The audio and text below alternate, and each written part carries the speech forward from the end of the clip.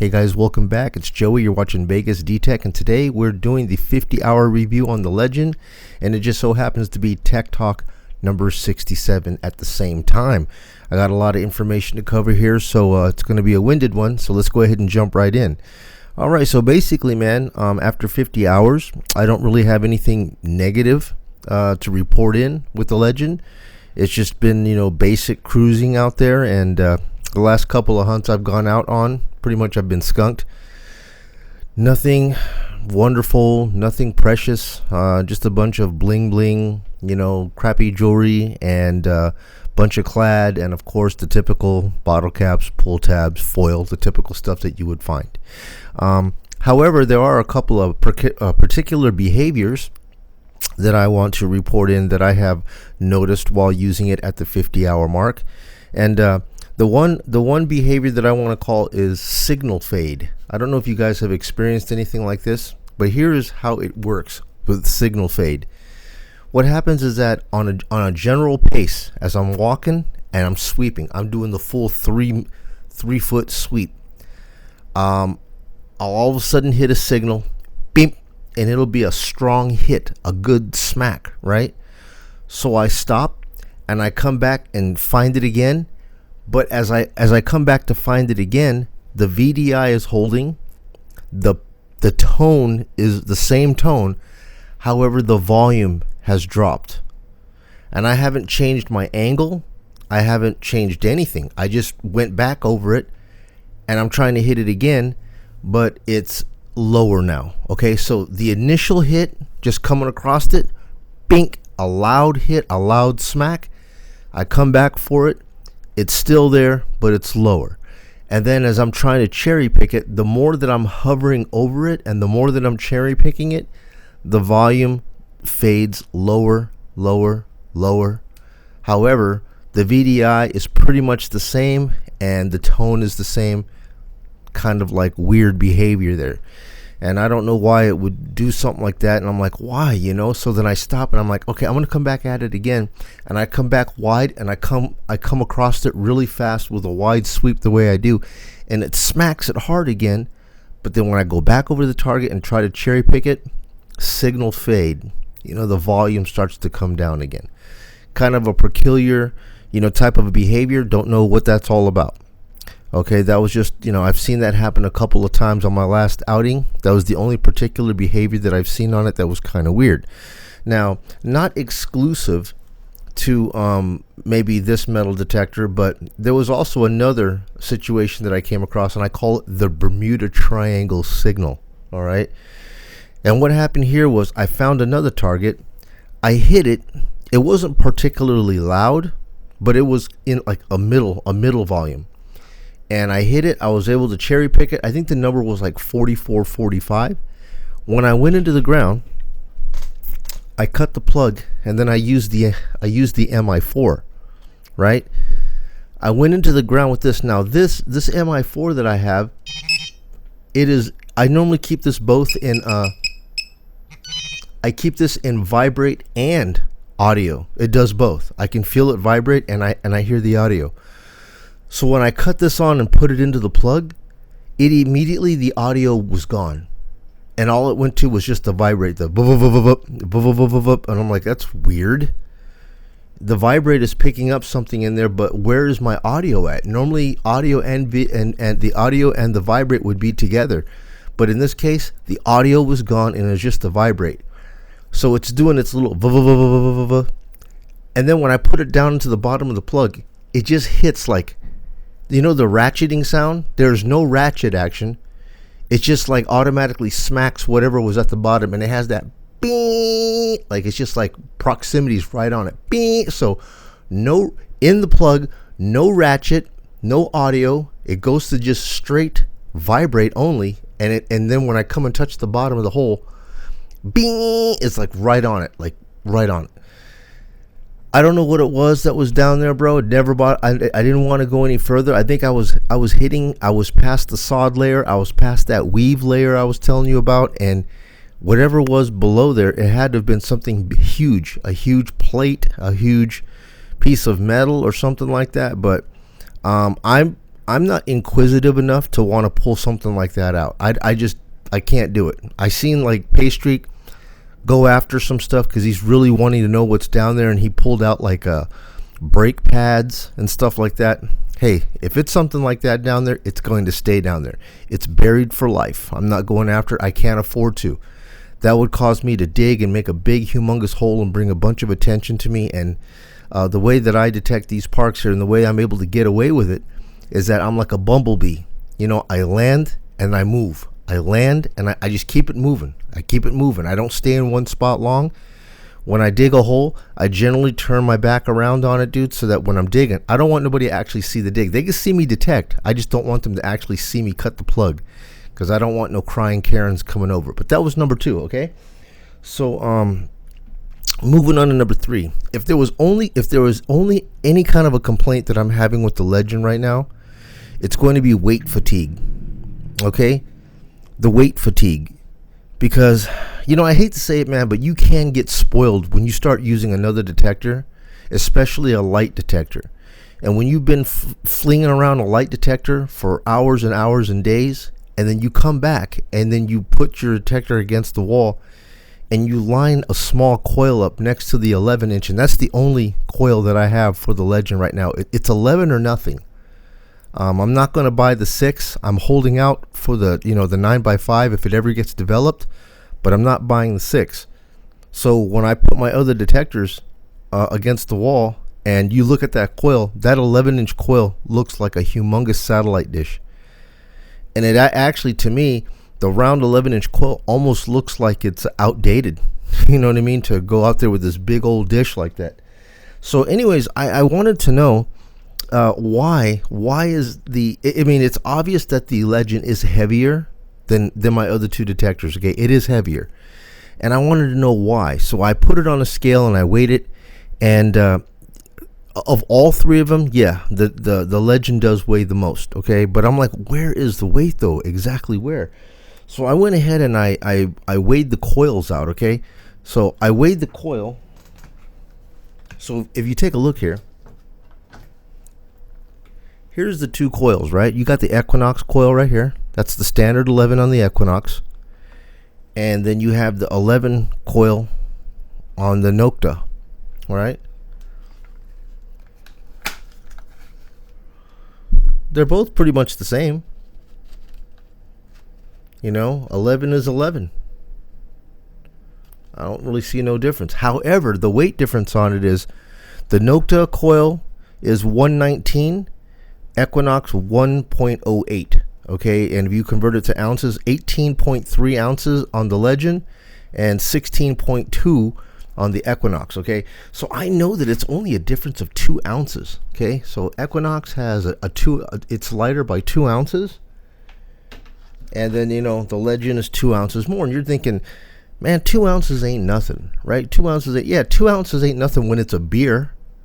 But when it's actually at the end of a stick and you're whipping it with your wrist, whipping 2 ounces, man, it does matter, you know. But I'm like, but where does it matter, you know? So I've been like really, I've been pulling the coil, the skid plates off of it, trying to weigh the skid plate, weigh the coil with the skid plate on, with it off, this and that. And what I'm seeing here is the reason why the Nokta Legend coil is nose heavy. It's all in where these ears are. Okay, so on the Equinox, the ears are dead center. All right, so when it's dead center and you have your arm on it, it just it's like perfectly balanced because it's dead center. All right, so we're dealing with a 2 ounce difference in weight and also the balance of the ears dead center. And then when I come to the Legend, the Legend's a little bit different. Okay, the Legend is not dead center. Dead center would be like right about here, so it's kind of back a little bit. It's like maybe a half an inch or 3/4 of an inch. And so what happens here is that the fulcrum point of the Legend here is when you get this, it has a tendency to dip forward, right? So here's level. It just wants to dip forward. So when you combine the 2 extra ounces of how heavy it is, and the fact that it's nose heavy because of the fulcrum point of the ears wants to make it pull down, and you're flipping it like that, it adds up to wrist fatigue, at the end of the day. So then I was like, okay, so I've got that down, but what else? Besides that 2 ounces out there, why does it just feel so heavy? I want to know why.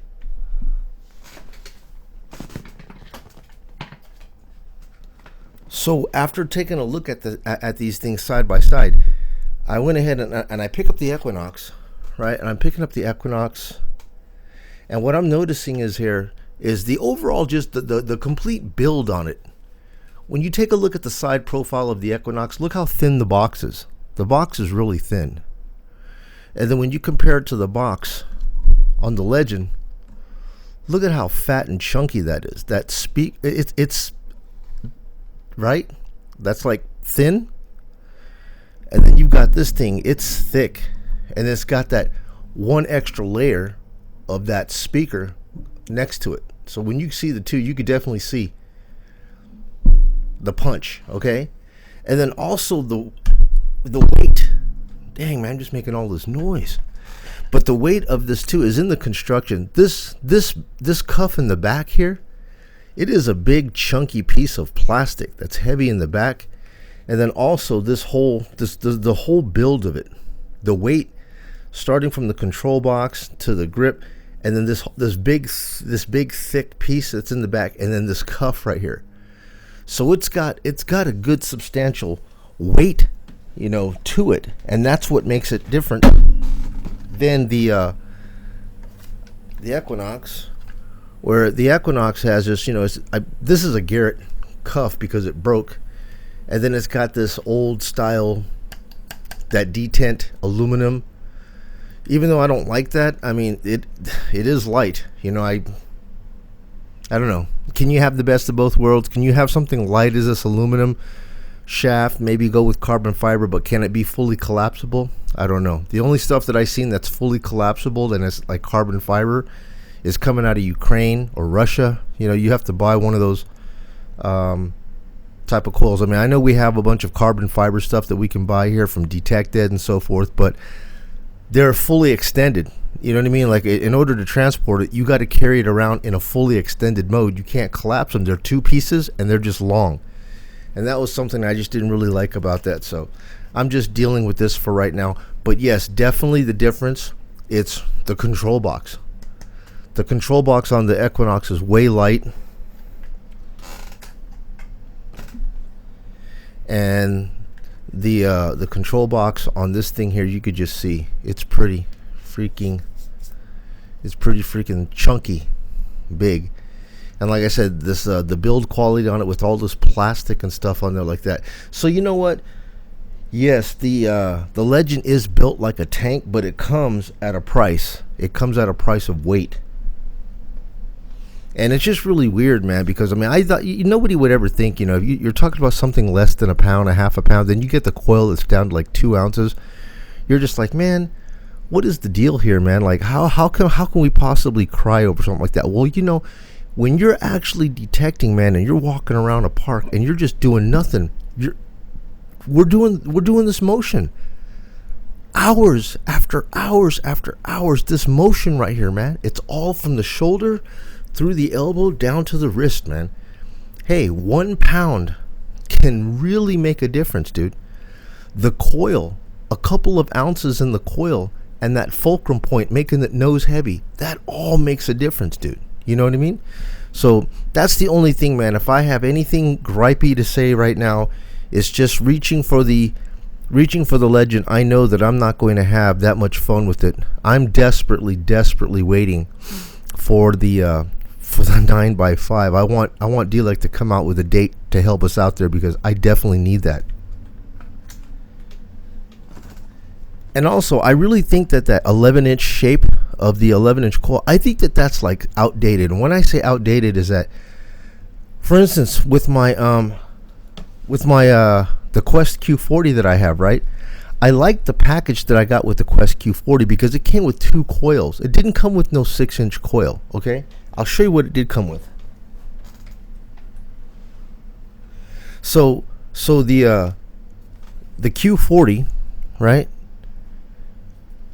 I had to change this thing out because they designed this thing with just the half cuff right here. Didn't come with this little X factor down below. I actually got the lower portion from Garrett, and I modified it to fit the bottom, because without it, this thing's just gonna just flop all over the ground, and then I can't even mount my GoPro stick to it when I do like my field hunts. So I went ahead and just got the bottom portion of it, modified it to fit the bottom so that I have the ears, because you need those to set it on the ground. They tried to do something like this. They said that you could just set this thing on the ground, and that was supposed to be it. That's it. That ain't gonna hold this thing up, bro. That's gonna flip all over the place. So combination with this to this thing here that I modified on the back, and yeah, works perfectly good. But anyways, the two coils that this thing came with, right, the Q40, the coils that came with, it came with this. Okay, so instead of the round design, which is like this is the 11-inch round design, right? Which I'm really not a big fan of this type of a thing. Here it is. Here is a Quest design of their 11-inch. Check that out. Right? Look at the design on that. It's not quite a circle, and it's not quite an elliptical. It's like an ellipticircle, something like that. Okay? It's almost kind of like a square action. All right? So from tip to tail, it's 10.5 inches from tip to tail, and then it's like 9 inches wide. So from tip to this thing right here is, what is it, 9.5 or 10 right here down the center. And if you're just going to go from this little tip right here, it is 11 from top to top. So it's an 11 by 9, and this is what they call the Raptor coil. Okay, and if you compare the two like this, you can see how they line up. You see all that extra space here? You got like an inch on either side, an inch. When you're sweeping and target separation, that inch matters, man. Especially, you want the coverage of an 11, but you don't. But the target separation is it gets too much under the coil, and then you're hoping that you could have a smaller coil. But when they designed this Raptor type coil right here, this was really perfect right here, because it took an inch off of either side, so it's an ellipticircle style. So along with that package, so it came with the Raptor, I also got this coil with it too, right? And this is called the Blade. So you're getting the nice Raptor and the Blade. That one, and then this little teenier one right here. And this is a 9x5, right? So I think that Quest got it right by giving you these two options right here. So, you know what I mean? So perfect, man. You know what I mean? The 9x5 and then the Raptor and Blade. Both of these came. No hockey puck. I didn't need that. If you're hunting trashy sites and you want to buy a 6-inch, that's available for it. But dude, this is all you need. And I really think that they need to modify these coils that are coming now. I think the 11-inch is played out, at least for parks, cities. If you're out in the field and you're out, doing permissions and stuff like that, you might want the big coverage of an 11. Hell, some of you guys are jumping up to 15. I can't speak on that. Your search conditions are different. But for city parks, man, this is cool right here, man. A 10x9, and then this is like a 9x5, and that's what comes with the that's what comes with the Quest. And of course, you gotta love this little coil tech right here. That 9x5, man, it's just the perfect size for me. And once you go to a 9x5 and you feel that weight, and you start using a detector, I don't care what brand it is, what model it is, once you start using like a 9x5, man, and you're able to just whip this thing around out there all day, hours after hours after hours, there's just no way you're going to want to come back and put this thing back on. I mean, you see these things sitting on the wall. You just look at this big old 1985 satellite prime TV dish over here. And then you got this. Instantly reducing the weight of your detector, man. You know what I mean? I mean, that's just for me. My style, dude. I love those 9x5 ellipticals. I swear by them. I mean, yeah, that Coiltech one was pretty expensive as far as I'm concerned, but you know, it is the multi-frequency one, so you know, it's just like a whole bunch of different frequencies in one. You have to pay for that. All right, so before I wrap it up, I was going to tell you about a couple of modifications that I've actually been doing here. I just picked up this thing, this little Nokta Makro leg sling. I don't know if you guys have seen this thing yet, which I thought was pretty cool.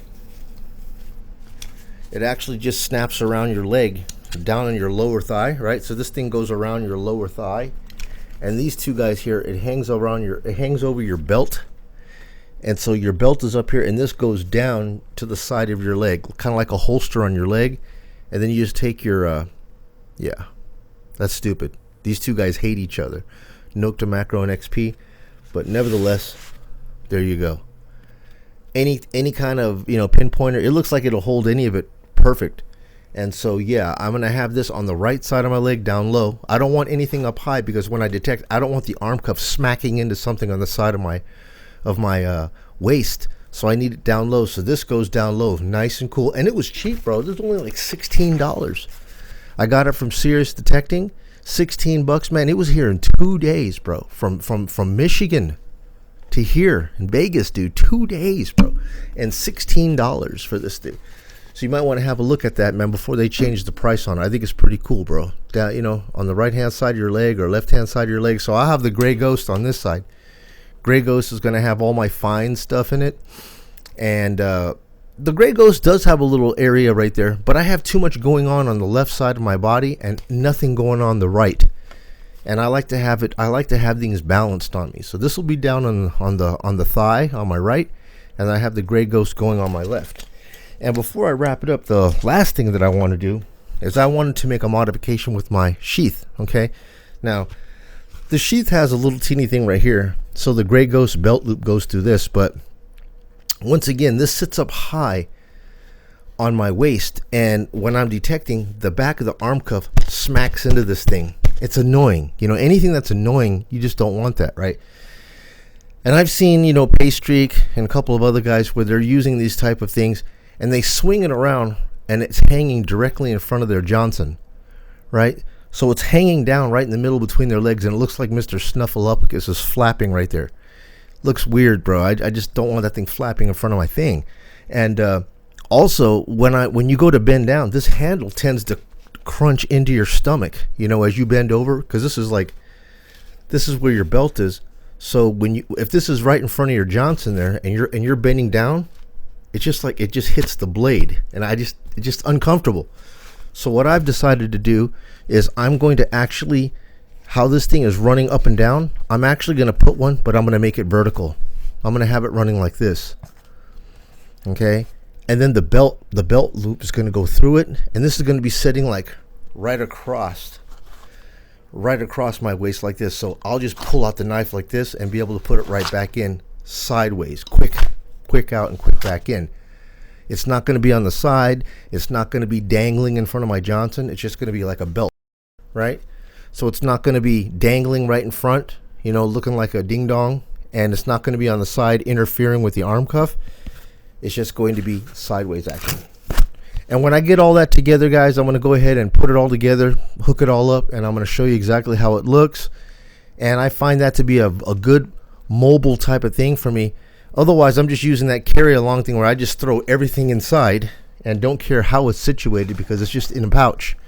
But this was just something that I wanted to put together because I think it's going to look good. It's going to feel good. It's going to make my digging pretty efficient. And that's about it, guys. I don't have anything else to tell you. Just get out there and get digging, man. Thank you again for tuning in to another Tech Talk. And yeah, Tech Talk 67, 50-hour mark. Still happy with the Legend. It's doing the job. Couple of small things. I just hope that D-Lec is able to tell us if she's going to come out with these new coils. Definitely need to get on that elliptical as soon as possible, guys. So hey guys, you guys be well, man. Make it a great day. Joey again, Vegas D-Tech. You guys be well. Take it easy.